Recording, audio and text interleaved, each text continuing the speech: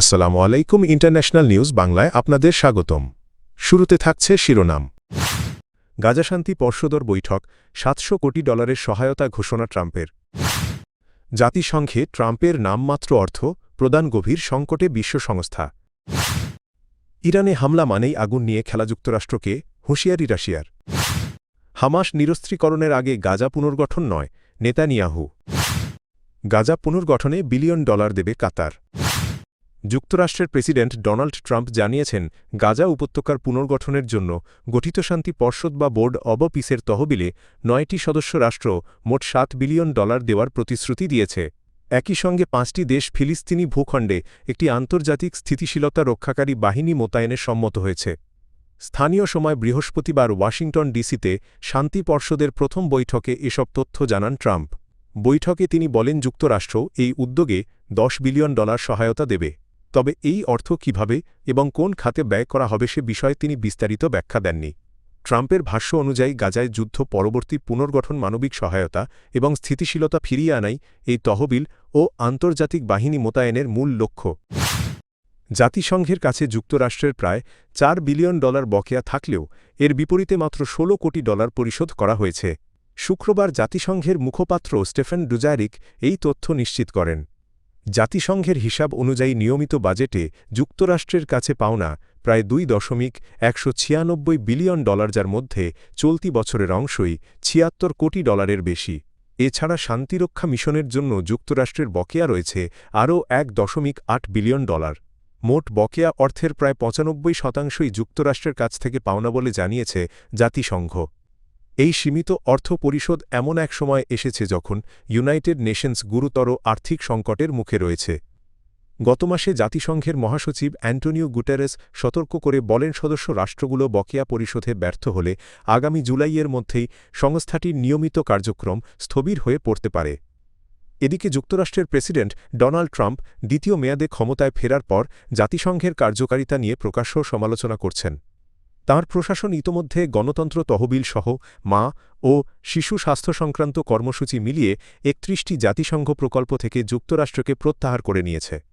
বিশ্লেষকদের মতে যুক্তরাষ্ট্রের বকেয়া পরিশোধে অনীহা জাতিসংঘের আর্থিক সংকটকে আরও গভীর করছে এবং বিশ্ব সংস্থার কার্যক্রমে বড় ধরনের অনিশ্চয়তা তৈরি করছে।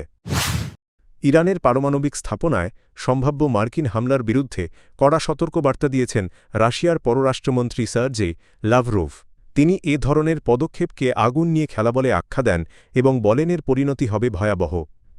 সৌদি আরবভিত্তিক সংবাদ মাধ্যম আল আরাবিয়াকে দেওয়া এক সাক্ষাৎকারে ল্যাভরভ বলেন, ইরানের পারমাণবিক স্থাপনাগুলোতে হামলা চালানো হলে বড় ধরনের পারমাণবিক দুর্ঘটনার ঝুঁকি তৈরি হতে পারে, যা আঞ্চলিক ও বৈশ্বিক নিরাপত্তাকে মারাত্মকভাবে হুমকির মুখে ফেলবে।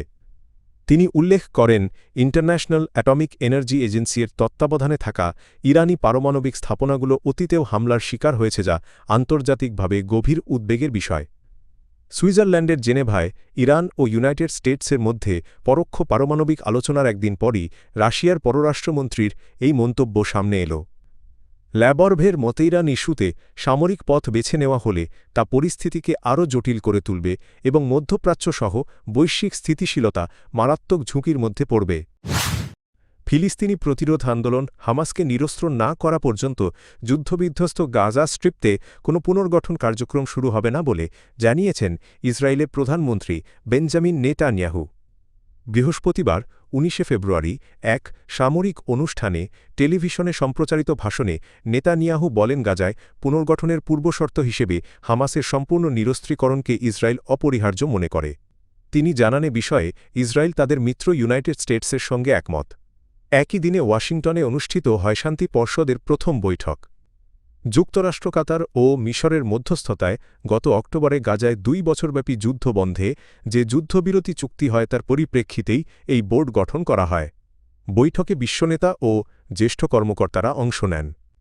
ওয়াশিংটনের আলোচনায় গাজায় নিরাপত্তা নিশ্চিত করতে একটি আন্তর্জাতিক স্থিতিশীলতা বাহিনী মোতায়েনের সম্ভাবনাও পর্যালোচনা করা হচ্ছে। তবে বোর্ডের সামনে সবচেয়ে স্পর্শকাতর ইস্যু হিসেবে উঠে এসেছে হামাসের ভবিষ্যৎ ভূমিকা। গাজা পুনর্গঠনের লক্ষ্যে যুক্তরাষ্ট্রের প্রেসিডেন্ট ডোনাল্ড ট্রাম্পের গঠিত শান্তি পর্ষদ $1 বিলিয়ন অনুদান দেওয়ার ঘোষণা দিয়েছে কাটার। ওয়াশিংটনে অবস্থিত United states institute of piece অনুষ্ঠিত পর্ষদের প্রথম বৈঠকে এ ঘোষণা দেন কাতারের প্রধানমন্ত্রী ও পররাষ্ট্রমন্ত্রী শেখ মোহাম্মদ বিন আবদুল রহমান আল থানি। খবর দিয়েছে আল জাজিরা। বৈঠকে শেখ মোহাম্মদ বিন আবদুর রহমান আল থানি শান্তি প্রতিষ্ঠা ও মধ্যস্থতার ক্ষেত্রে কাতারের দীর্ঘদিনের ভূমিকার কথা পুনর্ব্যক্ত করেন। তিনি বলেন, প্রেসিডেন্ট ট্রাম্পের নেতৃত্বে গঠিত এই পর্ষদ গাজা সংকট সমাধানে ঘোষিত ২০ দফা পরিকল্পনা দ্রুত ও পূর্ণাঙ্গভাবে বাস্তবায়নে কাজ করবে। তিনি আরও বলেন, এই পরিকল্পনার লক্ষ্য হল ফিলিস্তিনি ও ইসরায়েলি উভয় পক্ষের জন্য ন্যায়বিচার ও সাম্য প্রতিষ্ঠা করা।